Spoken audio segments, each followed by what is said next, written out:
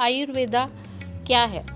जी, आप आयुर्वेदा क्या है इसके बारे में अगर आप जानना चाहते हैं तो आयुर्वेदा पहले समझना पड़ेगा कि आयुर्वेदा कोई पैथी नहीं है। आयुर्वेद दो शब्दों से मिलके बना है। आयुर का मतलब उम्र, वेद का मतलब किताब। जी। उम्र पे लिखी हुई किताब है ये। जी, सुनते आ रहे हैं कि जो आयुर्वेदा है वो बहुत ही स्लो काम करता है। हाँ, ये एक मिथ बनाया गया है कि आयुर्वेदा बहुत स्लो काम करता है। सर एक चीज़ और मैंने आपके ट्रीटमेंट में देखा है, आप मंत्रों का भी उच्चारण करते हैं साथ-साथ।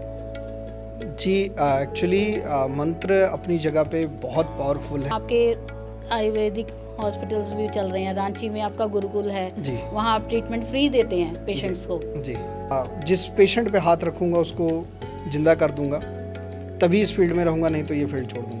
आज भी जो बच्चे मेरे पास सीखने आते हैं हम उनकी कोई फीस चार्ज नहीं करते। शर्त एक है कि वो सीख के कोई गुरुकुल स्टार्ट। पेड़ के पत्तों में और मधुमक्खी के छत्तों में दुनिया की सभी बीमारी का इलाज है, तो ये आयुर्वेदा को ही लेके ये सारी शायरी हैं। नमस्कार, मैं अमित अपने पॉडकास्ट चैनल में आपका स्वागत करती हूँ। हमारे स्टूडियो में आज बहुत ही प्रसिद्ध प्रख्यात आयुर्वेदिक डॉक्टर प्रभाकर जी आए हैं, तो हम उनका स्वागत करते हैं। नमस्कार सर। नमस्कार मैम। सर, मेडिकल फील्ड में सब जानते हैं आपका नाम, टॉप के डॉक्टर्स में आपका नाम लिया जाता है। तो सर मैं आपको पर्सनली भी जानती हूँ काफ़ी टाइम से, तो मैं आपको ये बोलना चाहती हूँ स्टार्ट करने से पहले भी, मैंने जब आपको फर्स्ट टाइम देखा था तो मुझे ऐसे लगा भी जैसे डॉक्टर राजीव दीक्षित जी से मैं बात कर रही हूँ। तो उसके बाद जब मैंने आपसे मिली तो मुझे एक साउथ की मूवी याद आ गई, तो वो 5 रुपए में अपने पेशेंट्स का इलाज करते थे, साउथ की मूवी थी। तो सर हम आपका स्वागत करते हैं बहुत बहुत, थैंक यू फॉर कमिंग। जी नमस्कार मैम।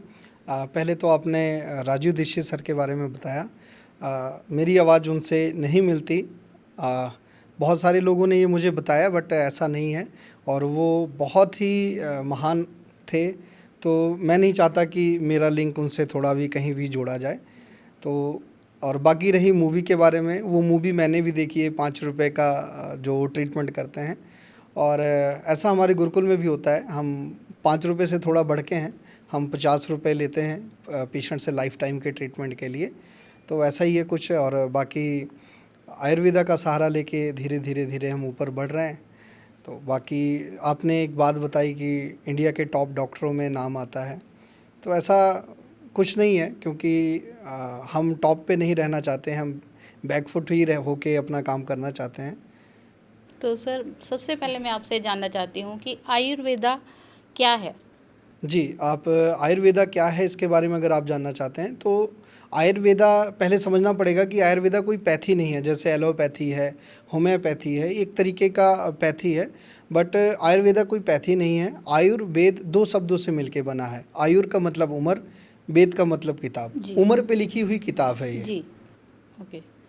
सर जैसे आपने आप बताया उम्र पर लिखी किताब, तो आयुर्वेदा हम अपनी ज़िंदगी में जैसे आज रोज़मर्रा की हमारी ज़िंदगी है, तो सभी को आयुर्वेदा के बारे में जानने की बहुत इच्छा है, तो उसके बारे में आप कुछ बताएँगे? जी, जैसा आपको मैं बताया कि आयुर्वेदा मतलब उम्र पे लिखी हुई किताब। जी।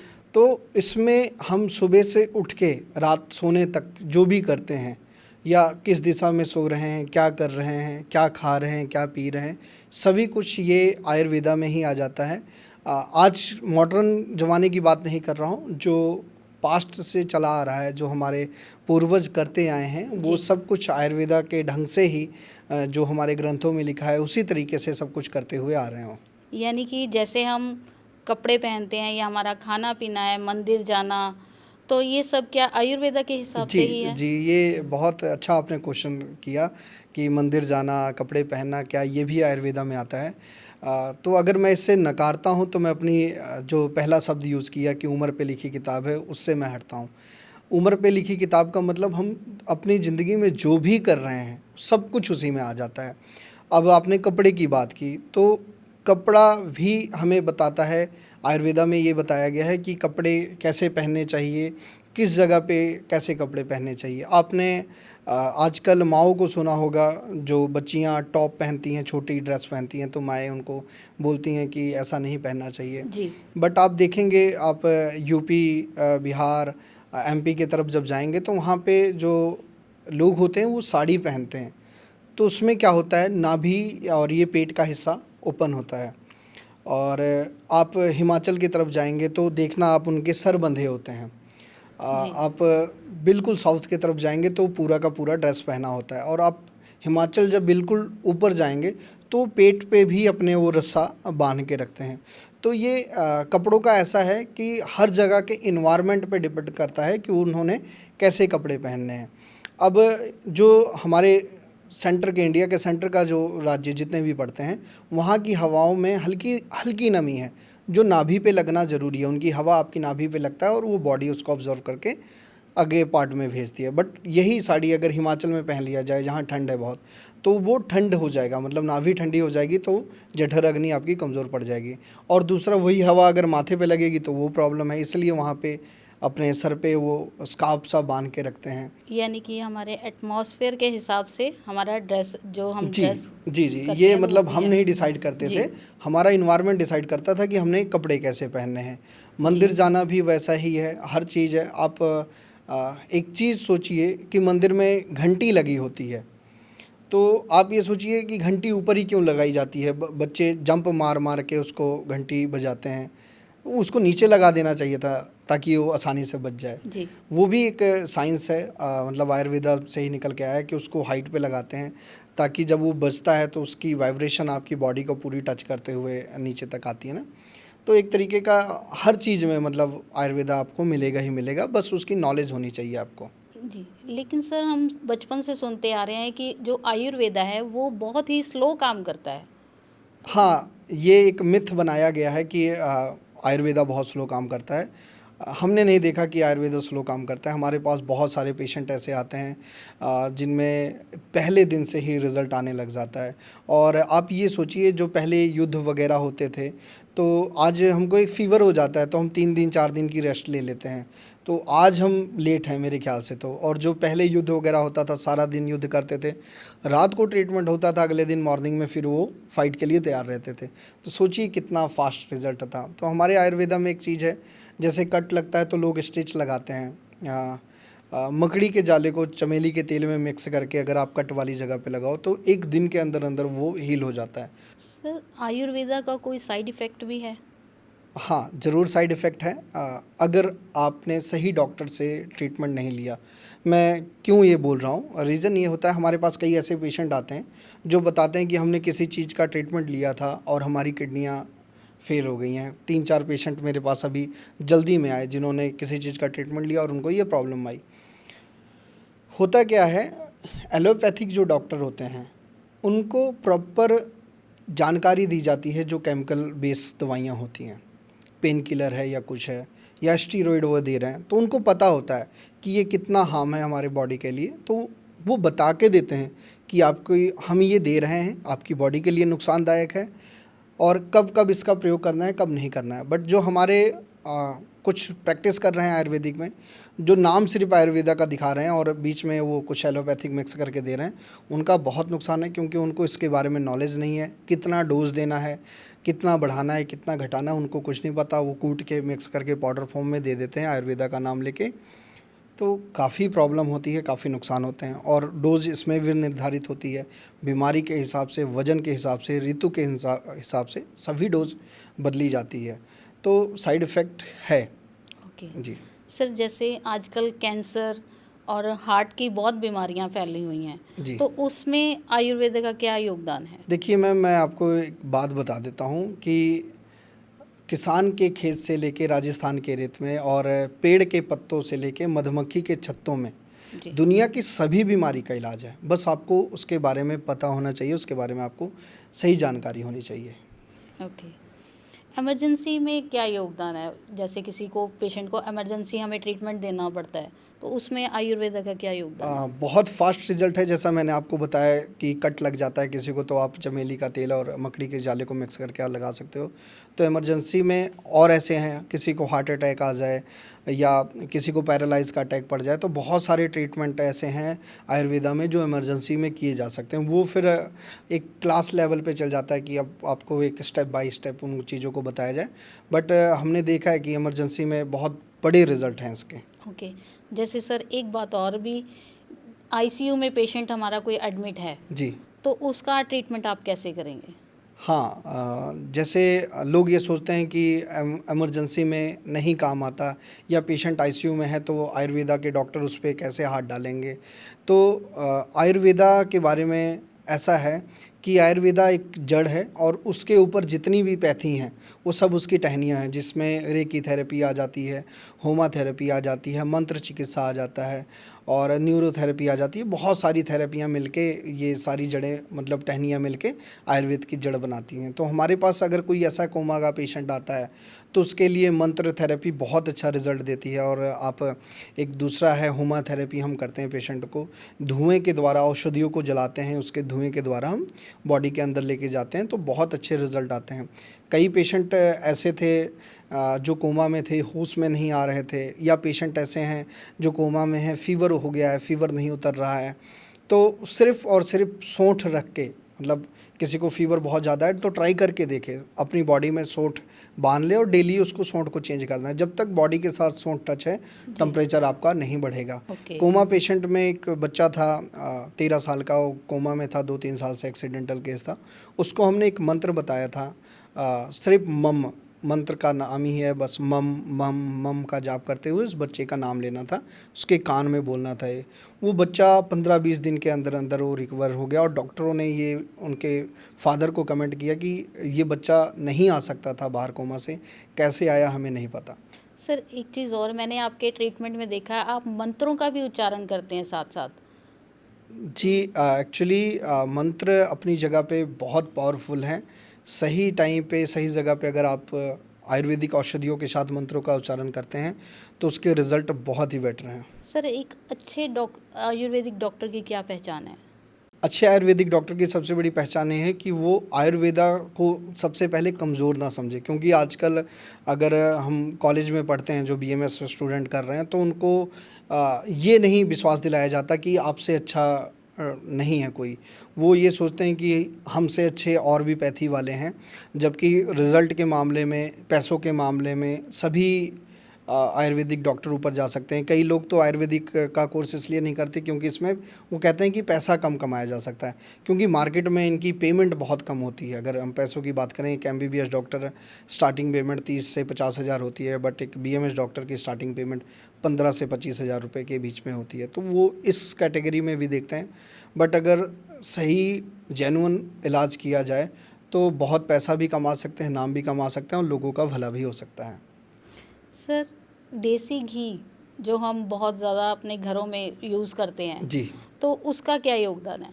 आपने पहले सुना होगा, आज से 30 साल पहले की बात, अगर कोई आदमी खेत में काम कर रहा होता है 50-60 का, तो उसको ये कहा जाता था, ताऊ लगता है बहुत देसी घी खाए हो। और आज एक कहावत होती है कि डॉक्टर ने मना किया था पर मना माना कर नहीं। दिया डॉक्टर ने। जी। डॉक्टर ने मना किया था, माना नहीं, देसी घी खाने से हार्ट अटैक हो गया। तो सबसे पहले देसी घी जो मार्केट में बिक रहा है वो गलत बिक रहा है। और जब भी मैं दूध, घी, दही की बात करूं तो आप समझ जाना कि मैं देसी गाय के बारे में ही बात कर रहा हूं, जर्सी गाय या भैंस के बारे में नहीं बात करता हूं। जी। ठीक है, भैंस का घी भी अच्छा होता है, पर उनके लिए जिनको मतलब मसल बनानी है, बट जिनको शांत रहना, अपनी हेल्थ बनानी है, उनके लिए देसी गाय का घी बहुत अच्छा रिज़ल्ट है। घी के बारे में बता देना चाहता हूँ, एक्चुअली लोग मार्केट में 400, 500, 600 रुपये किलो का घी बेच रहे हैं। जी। प्रॉब्लम यहाँ पे है कि 1 लीटर घी बनाने में 25 से 30 लीटर दूध लग जाता है।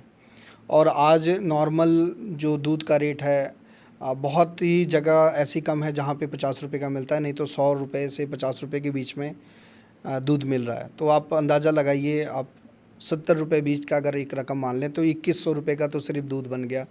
उससे दही बनाएंगे, वो दही से माखन बना के फिर घी निकालेंगे, तो वो क्या 500 रुपये में बेचा जा सकता है।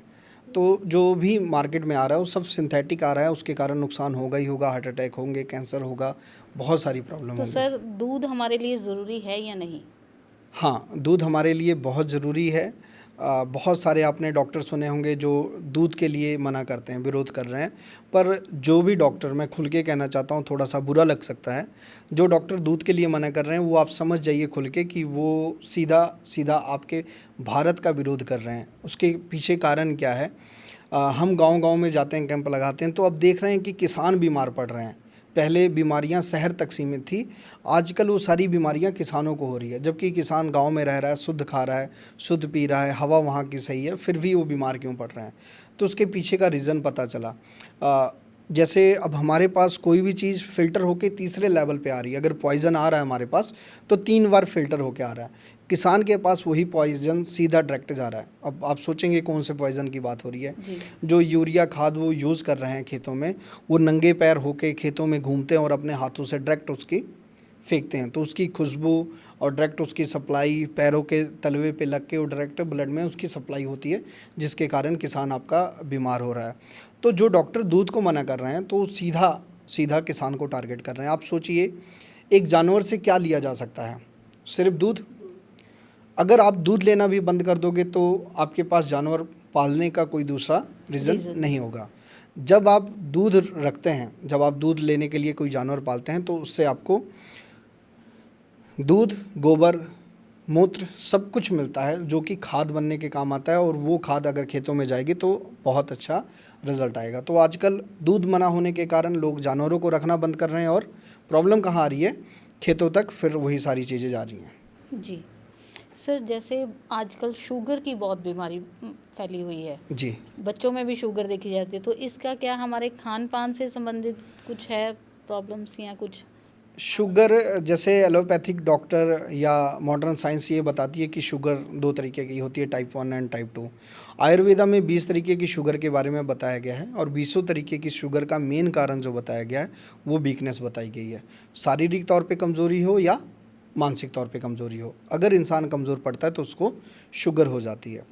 और ट्रीटमेंट की बात करें तो बहुत सिंपल सा ट्रीटमेंट है। मैं लगभग 1000 प्लस पेशेंटों को ये दे चुका हूँ ट्रीटमेंट, और सभी के सभी ठीक हुए हैं। इसमें आपके सबके आसपास चीज़ें मिलती हैं, 1 रुपए का खर्चा नहीं है। आपने 5 पीपल के पत्ते, 5 जामुन के पत्ते, 5 अमरूद के पत्ते, नीम के पत्ते 5, बेलपत्र 5, तुलसी के 5 और दुर्बा घास 1 मुट्ठी, इन सबको लेके इनका रस निकाल के सुबह खाली पेट पीना स्टार्ट कर दें, तो शुगर की, हार्ट की, ब्रेन की जितनी भी समस्याएं हैं वो धीरे धीरे अपने आप ख़त्म हो जाएंगी। सर, ये तो बहुत अच्छी चीज़ आपने बताई। मैं अपने बोलूँगी व्यूवर्स को भी ये चीज़ का ख़ास ध्यान रखें, क्योंकि ये सब चीज़ें जो मैंने खुद की हुई हैं अपने घर में, ये यूज़ की हुई हैं सर के बताई हुई चीज़ें, और काफ़ी इफ़ेक्टिव हैं, बहुत फ़र्क पड़ता है इनसे। सर, मैं एक चीज़ ये पूछना चाहती हूँ आपसे भी, जैसे हम हॉस्पिटल्स में जाते हैं तो हमें इंस्टेंट बोला जाता है पहले आप ट्रीटमेंट हमारा बाद में होता है, पहले टेस्ट करवाएं, जी। तो उसके बारे में आप क्या कहना चाहेंगे? टेस्ट के बारे में जैसे बातें की गई हैं, आप टेस्ट मेरे ख्याल से तो नहीं कराना चाहिए, क्योंकि जो डॉक्टर 5 साल से 10 साल से प्रैक्टिस कर रहा है उसको पेशेंट देख के पता लग जाता है कि इसको प्रॉब्लम क्या है, क्योंकि पेशेंट खुद भी तो आके बताता है कि मुझे ये प्रॉब्लम लग रही है, ये चीज़ हो रही है, तो उसके सिम्टम से हम अंदाज़ा लगा सकते हैं कि क्या है। बहुत ही ऐसे रेयर केस ऐसे होते हैं जिसमें हमें पता नहीं लगता, बट लगभग सभी पता लग जाता है। और टेस्ट तो एक तरीके का सिर्फ धंधा बनाया हुआ है। आपने आमिर खान जी का एक शो चलता है सत्य में जयते, उसमें सुना होगा, जिसमें उन्होंने खुल के बताया, लैब वालों ने खुल के बताया है कि हमें डॉक्टर बोलते हैं कि हम आपके पास पेशेंट भेजेंगे, उसका हमको 50% आप दीजिए। और कई डॉक्टरों ने भी बताया है कि अगर मतलब लैब वालों से हम ऐसा टाई अप ना करें तो वो कुछ भी कर देते हैं। और उसी शो में एक चीज़ मुझे ये पता लगी, उन्होंने बताया कि डॉक्टर खुद कह के अपनी टेस्ट तैयार करवाते हैं कि इसका रिपोर्ट कैसा बनना चाहिए। तो टेस्ट तो मेरे ख्याल से गलत है। हम आज तक किसी पेशेंट का ना हम टेस्ट देखते हैं ना उनको सलाह देते हैं। आयुर्वेदा में बहुत तरीके के टेस्ट होते हैं जो आप घर पे कर सकते हो, या हमें फेस देख के पता लग जाता है। अब जैसे जिन पेशेंटों के आईब्रो के बीच में सीधी रेखाएं पड़ती हैं, जितनी गहरी रेखाएं हैं मतलब उतना ही प्रेशर आपके लीवर पे पड़ रहा है, तो लीवर फैटी के लिए वो टेस्ट कराते हैं, तो हमें साफ पता लग जाता है चेहरा देख के। और एक टेस्ट होता है जिसके लिए आजकल लोग बहुत परेशान हैं, जिनके बच्चे नहीं होते, मेल फीमेल के बहुत सारे टेस्ट होते हैं, आप घर पे कर सकते हैं और फ्री का टेस्ट है। उन टेस्टों को मार्केट में जो करवाने जाते हैं पैसा बहुत लगता है, उनको दर्द बहुत होता है और परेशानी बहुत होती है, तो आप घर पे कर सकते हैं। 7 दाने आपने दोनों ने, मेल और फीमेल ने लेना है, आपने वो चीज़ें कहीं पे भी डाल देना है, उसमें अपना यूरिन डालना है पर डे। तो 7वें 8वें दिन तक जो अंकुरित हो गया बीज, तो इसका मतलब उसमें कोई प्रॉब्लम नहीं है। मेल का हो गया तो मेल का ट्रीटमेंट नहीं चलेगा, फीमेल का हो गया तो फीमेल का ट्रीटमेंट नहीं चलेगा, मेल का चलेगा। तो ये सिंपल सा टेस्ट है, घर पे हो सकता है, फ्री का है। उसके लिए हम पेशेंट के 50,000 रुपये खर्च करा दें तो ये मुझे सही नहीं लगता। बिल्कुल सर, अगर हम यही टेस्ट अगर किसी ऑर्डिनरी हॉस्पिटल में जाके करवाएं तो हमारा लाखों का खर्चा हो जाए जी। और हमें कहीं ना कहीं हद तक हमें निराशा हाथ लगती है। और आजकल बड़ा ट्रेंड चला है अभी यूट्यूब है ना, बेबीज़ के बारे में, तो जी, जी। उसका हमें प्रेफर किया जाता है। जी। ठीक है सर, थैंक यू। सर मेरा अगला क्वेश्चन ये है, भी आप आयुर्वेदा को इतना बढ़ावा देते हैं, आपके आयुर्वेदिक हॉस्पिटल्स भी चल रहे हैं, रांची में आपका गुरुकुल है, जी। वहाँ आप ट्रीटमेंट फ्री देते हैं जी। पेशेंट्स को, जी। ठीक है। तो आप यहाँ पे अब अपने लुधियाना में जो अपना हॉस्पिटल खोला है समर्पण आयुर्वेदा, तो वहाँ आप कैसे मैनेज करते हैं? एक्चुअली जो गुरुकुल है वो फ्री नहीं है, उसमें हम पेशेंट से चार्ज करते हैं 50 रुपये का। वो लाइफ टाइम के लिए होता है। एक बार हम उनसे बोलते हैं कि आप, और अगर वो 50 रुपये नहीं है तो हमें वो गुड़, गेहूँ, धान, चावल, नमक कुछ भी दे सकता है, चना वगैरह जो भी ला के हमें देता है, हमें वो मंजूर होता है। और वहाँ ट्रीटमेंट उनका लाइफ टाइम के लिए होता है। और लगता क्या है, मैंने आपको ये 6 तरीके के पत्ते बताए शुगर के लिए। हमारे पास शुगर के पेशेंट आते हैं, हम डेली, आप पीपल के नीचे जाओगे तो आपको 100-150 पत्ते गिरे मिलेंगे। हम वो पहले शाम को इकट्ठा करा के रखते हैं, अगले दिन पेशेंट हमारे पास आते हैं, हम उनको दे देते हैं। 5 दिन 7 दिन हम हमारे पास आते हैं, हम उनको वो बताते हैं। 7वें दिन हम उनको पर्ची लिख के दे देते हैं कि आपको यही पत्तों का इस्तेमाल करना है, आप ठीक हो जाएंगे। तो हमारा कुछ लगता नहीं है। बट अभी क्या है, वहाँ पे जितने लोग हैं काम करने के लिए, उनके लिए पैसों की ज़रूरत थी, तो हम बदले हम अपने आप को हॉस्पिटल में लेके आए हैं। यहाँ पे हमने चार्ज रखा है, जिनकी सैलरी 30,000 रुपये से कम है उनसे हम कोई भी चार्ज नहीं लेते। दवाइयों का चार्ज है वो हमसे हॉस्पिटल से ले लें या बाहर से ले लें। जिनकी सैलरी 50,000 से ऊपर है उनसे हम 1100 रुपये सिर्फ ओपीडी चार्ज कर रहे हैं। वो भी इसलिए करना होता है क्योंकि लोगों को ये ना लगे कि डॉक्टर को नॉलेज नहीं है, क्योंकि हम जिस शहर में बैठे हैं वहाँ पे ओपीडी फ़ीस के हिसाब से अंदाज़ा लगाया जाता है कि डॉक्टर को जानकारी कितनी है, और यूट्यूब पे देखा जाता है या अलग अलग जगहों पे देखा जाता है। तो आप सब जानते हैं आजकल बूस्ट करके आप हर चीज़ को बढ़ाया जा सकता है। तो ऐसा नहीं है जिसके व्यूअर ज़्यादा हैं उसको जानकारी भी ज़्यादा होगी। तो बाकी ये है कि हॉस्पिटल में हमारे 1100 रुपये हम एक बार पेशेंट से चार्ज करते हैं, बट उन्हीं के लिए है जिनकी पेमेंट 50,000 से प्लस हो। जी सर, एक बात और, जो एक ख़ास विषय है हमारे भारत का, अभी जो मंदबुद्धि बच्चे होते हैं जी, उनके बारे में बहुत कम लोग जो हैं वो सोचते हैं। जी। लेकिन आप उनका ट्रीटमेंट इतने अच्छे से और आप इतनी केयर करते हैं उनकी, उसमें आप क्या बताना चाहेंगे? मैम, मैं ज़्यादातर 3 तरीके के ही पेशेंट लेता हूँ, शुगर के, कैंसर के और एमआर चाइल्ड। ये क्यों लेता हूँ, क्योंकि लगभग इनको कोई नहीं लेता, छोड़ देता है। अभी कुछ दिन पहले हमारे पास एक केस आया था कैंसर का, ब्लड कैंसर था, उनके पास पैसे नहीं थे। उनको मैंने सिंपल सा एक फार्मूला बताया था, एलोवेरा लेके उसमें आपने पीपल के पत्ते डालने हैं, रस और शहद मिला के। वो 2 महीना लिया उन्होंने, और वो 2 महीने बाद उनकी सारी रिपोर्टें नॉर्मल आ गई। उन्होंने परसों मुझे वीडियो भी बना के भेजी। तो ऐसे ही पेशेंट मैं लेना चाहता हूँ। मंदबुद्धि बच्चों के बारे में आपने बात किया, आप जिस भी हॉस्पिटल में जाते हो एमआर चाइल्ड के लिए, डॉक्टर पहले मना कर देता है कि ये ठीक नहीं होंगे, तो पेरेंट्स नाराज़ हो जाते हैं, उनके पास कुछ भी दूसरा रास्ता नहीं बचता। तो ऐसे बच्चों का ट्रीटमेंट कर रहे हैं, और हमारे पास अभी तक 100 से ज़्यादा बच्चे जो प्रॉपर ठीक हो चुके हैं, नॉर्मल स्कूल में जाने लगे हैं। तो इसलिए मैं खुल के कहता हूँ कि ऐसे बच्चे हमारे पास आएँ, उनके लिए कोई भी हमने चार्ज नहीं रखा है, और ठीक भी होते हैं, ऐसा नहीं है नहीं ठीक होते। और मैंने कुछ फार्मूले तो बताए हैं, अगर बंदा घर पे भी करना चाहे, एमआर चाइल्ड कैसा भी हो, किसी भी कंडीशन में, उसके नाक में देसी गाय का घी डालना स्टार्ट कर दें, पैर के तलवे पे लगाना स्टार्ट कर दें, और पीपल का, तुलसी का और बेलपत्र का रस सवेरे खाली पेट देना स्टार्ट कर दें, और 1 गेहूं के दाने के बराबर चूना लगातार 3 महीना दे दें। तो ये प्रक्रिया 10 दिन छोड़ के, फिर 3 महीना, फिर 10 दिन छोड़ के 3 महीना करते रहें। 2 से 3 साल के अंदर अंदर बच्चे बिल्कुल ठीक हो जाते हैं। जी सर, एक और क्वेश्चन है भी, जी। जैसे कुछ ऐसी आप बात बताएं जो आयुर्वेदा के बारे में किसी ने ना सुनी हो। आयुर्वेदा के बारे में एक बड़ी चीज़ है, बताना चाहता हूँ कि आयुर्वेदा कहता है कि मैं हूँ रब से ऊपर, मुझ में बसता आयुर्वेद है। रब है मुझसे ऊपर, मैं बसता रब में हूँ। तो इसका ये है कि आयुर्वेदा का लेवल जो है वो भगवान के बराबर है। क्यों? क्योंकि भगवान शिव ने इसकी शुरुआत की थी, और लगभग आप देखेंगे पीपल के पेड़ में लोग कहते हैं सभी देवी देवताओं का वास है, तो हम पीपल से बहुत प्रयोग करते हैं। देसी गाय में लोग कहते हैं कि सभी देवी देवताओं का वास है, जी। तो हम उनका प्रयोग करते हैं। हम गंगा जल से कई दवाइयाँ बनाते हैं, शिवलिंग पे जो जल चढ़ाया जाता है उससे कई दवाइयाँ बनाते हैं। तो भगवान और आयुर्वेदा ये मिलते जुलते हैं। भगवान की परिभाषा अगर मतलब हम उनको विस्तार में बताएं, भगवान भा से भूमि, गा से गगन, वा से वायु, आ की मात्रा जो पड़ती है उससे अग्नि, ना से नीर मतलब जल। तो जो इन पांचों तत्वों का बैलेंस करके अपने आप में समा सकता है वही है भगवान। तो इसलिए आयुर्वेदा को मैं एक तरीके का भगवान के बराबर ही समझता हूँ। तो जो भी इसमें आता है, अच्छा ऐसा भी हमने देखा है कि जब तक लोगों के पाप नहीं करते तब तक वो आयुर्वेदा का ट्रीटमेंट भी नहीं ले पाते। हमारे पास बहुत पेशेंट आते हैं, कहते हैं हम बहुत भटके, तो शायद उनके कर्म ही ऐसे थे जो उनको भटकाएं। अब उनका सही होने का समय था तो वो आयुर्वेदा तक पहुंच गए हैं। सर आयुर्वेदा में मंत्रों का क्या योगदान है?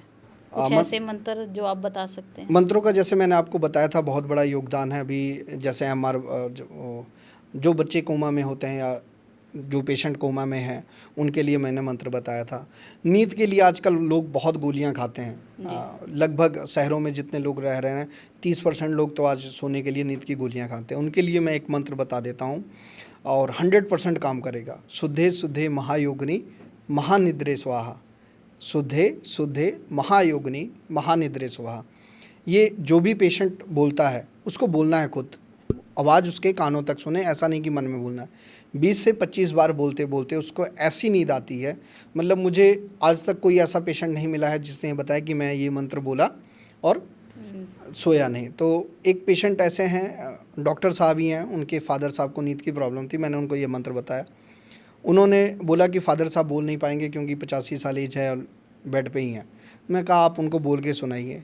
अगले दिन उन्होंने फ़ोन किया, मैंने पूछा उनसे कि आपके फादर साहब कब सोए। उन्होंने बोला मुझे नहीं पता कब सोए। क्यों? क्योंकि ये मंत्र बोल रहे थे 21-22 बार बोलते बोलते मुझे खुद नींद आ गई और फादर साहब कब सोए मुझे नहीं पता, तो ये जल्दी सो गए थे। तो बहुत अच्छे रिज़ल्ट हैं इनके। जैसे आजकल लोग खाना खा लेते हैं बहुत ज़्यादा शादी ब्याहों में, तो एक मंत्र है रम रम रम, पेट पे मालिश करते हुए रम रम बोलना है, खाना डाइजेस्ट होने लग जाता है, जठर अग्नि आपकी स्ट्रांग होने लग जाती है। आपने देखा होगा जो शंकर भगवान के भक्त हैं वो बम बम बम भोले के जाप करते हैं। क्या होता है वो आप देखेंगे वो ज़्यादातर पहाड़ों में रहते हैं जहाँ पे बर्फ़ होती है, जिसके कारण बॉडी में स्टिफनेस हो जाती है, पेन बढ़ जाती है, बात बढ़ जाता है। तो ऐसे लोगों के लिए या जिनको भी जॉइंट पेन है वो अगर बम बम बम बम का जाप करते हैं तो वो पेशेंट बहुत जल्दी ठीक होते हैं। आप खुद बोल के देखिए बम बम बम, जब आप ये बोलेंगे तो एक वाइब्रेशन होती है बॉडी में, सभी नसें आपकी खुलने लगती है। आप पानी सामने रखिए, एक माला की जाप करें, अगर माला नहीं है तो ऐसे भी आप 5 मिनट 10 मिनट इस मंत्र का जाप करें, बम बम बम बोलिए और वो पानी पी लीजिए। तो लगभग जितने भी जॉइंट पेशेंट हैं या जो पैरालाइज हो गए हैं बेड पे हैं वो इस मंत्र का जाप करें तो उनको 21-22 दिनों के अंदर अंदर रिजल्ट मिलता है। कोई अगर वो दवा भी खा रहे हैं तो वो उस दवा को हाथ में लेके इस मंत्र का जाप करके वो ले सकते हैं। सर जैसे मैं आपको काफ़ी टाइम से जानती हूँ तो मुझे पता है अभी आप क्रिकेट भी आपने खेला है, नेशनल्स तक आप गए हैं। जी। ठीक है, आप फ्लूट इतना अच्छा बजाते हैं, आप कोरियोग्राफर भी हैं, डांसर भी हैं और आप शायरी इतनी अच्छी करते हैं, तो ये सब चीज़ों को छोड़कर आपने आयुर्वेद को ही क्यों चुना? जी मैम, एक्चुअली क्या है, ये जो चीज़ें हैं अभी भी मैं ये सब करता हूँ। समय मिलता है तो मैं क्रिकेट खेलता हूँ और समय मिलता है तो मैं फ्लूट बजाता हूँ। शायरी बचपन से मुझे मतलब शौक़ है लिखने का, लोगों की फीलिंग्स को लिखने का, ये सब कुछ है। ये करके मुझे मतलब खुशी मिलती है, ये मेरे लिए है। पर मैं कुछ ऐसा करना चाहता था शुरू से जिससे लोगों की हेल्प हो सके, तो इसलिए मैं ज़्यादातर आयुर्वेदा में घुसा। और आयुर्वेदा में घुसने से पहले मैं प्रैक्टिस किसी और चीज़ की करता था, एलोपैथिक में। जैसे सभी आजकल कॉलेज से निकलने के बाद हॉस्पिटल में ट्रेनिंग लगती है। मेरी मदर नहीं है, 2013 में उनकी जब डेथ हुई थी तो उस टाइम मैं 10वीं क्लास में था। वो भी कोमा में थे, 23 दिन कोमा में रहे। तो उस टाइम मतलब सब कुछ करने के बाद भी उनको नहीं बचा पाए। तो मैं शायरी भी कर रहा हूँ, फ्लूट भी बजा रहा हूँ, सब कुछ कर रहा हूँ, बट उससे किसी की जान नहीं बचाई जा सकती। तो कुछ ऐसा उस टाइम ही सोचा था कि कुछ ऐसा करेंगे कि किसी की हेल्प हो सके। तो वो चीज़ें मैं कहीं ना टाइम के साथ भूल चुका था, बट सिविल हॉस्पिटल में मेरी ट्रेनिंग लगी थी ट्रेनिंग के दौरान एक घटना हुई ऐसी कि एक बच्ची थी, अपने मदर के पास बैठ के बात कर रही थी। वो 3-4 साल की बच्ची होगी, मुझे बोल रही थी, और उसकी मदर की डेथ हो चुकी थी। क्योंकि सिविल हॉस्पिटल में होता क्या है कि गरीब काफ़ी लोग आते हैं जो एडमिट करा के सारा दिन जॉब करते हैं और शाम को आके मिलते हैं। तो बच्ची अकेली थी। तो जब मैंने उस चीज़ को देखा कि वो बात कर रही है और उसकी मदर की डेथ हो गई है, तो वो चीज़ मतलब फिर से वहीं पे ले जा चुकी। और उसी टाइम मैं मतलब ग्लव्स निकाला और बाहर चला गया पार्क में। तो वहाँ पे एक चीज़ डिसाइड की थी कि जिस पेशेंट पे हाथ रखूँगा उसको ज़िंदा कर दूँगा, तभी इस फील्ड में रहूँगा, नहीं तो ये फील्ड छोड़ दूँगा।